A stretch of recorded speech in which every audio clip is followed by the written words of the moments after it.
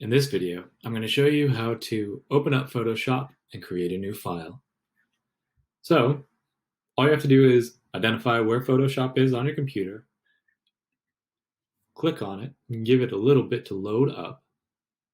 Once it loads, you'll be taken to a screen very similar to this.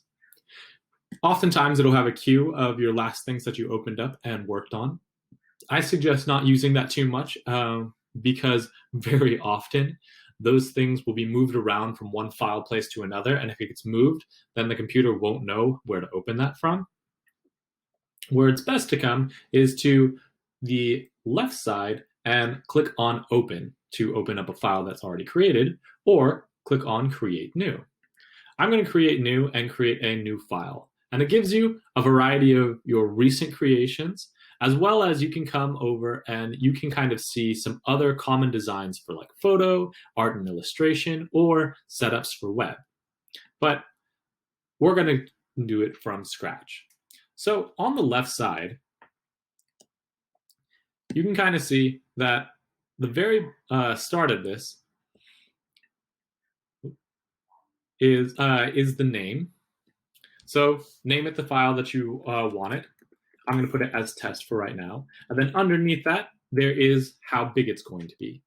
Make sure you double check what size you want it to be counting in. I like counting by inches because I think that's easy for most everyone to relate to. But a very common one is pixels. You can have it by a variety of other things, but the numbers are going to be different. For example, in inches, I want it 8.5 by 11 because that's roughly the size of a piece of paper.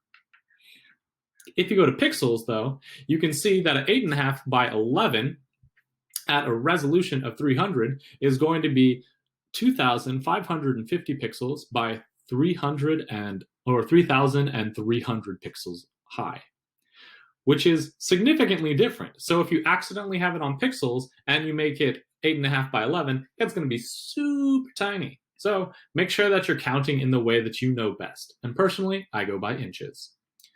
The next thing that you want to do is you want to consider how detailed you want your design to be. Good print quality is at 300.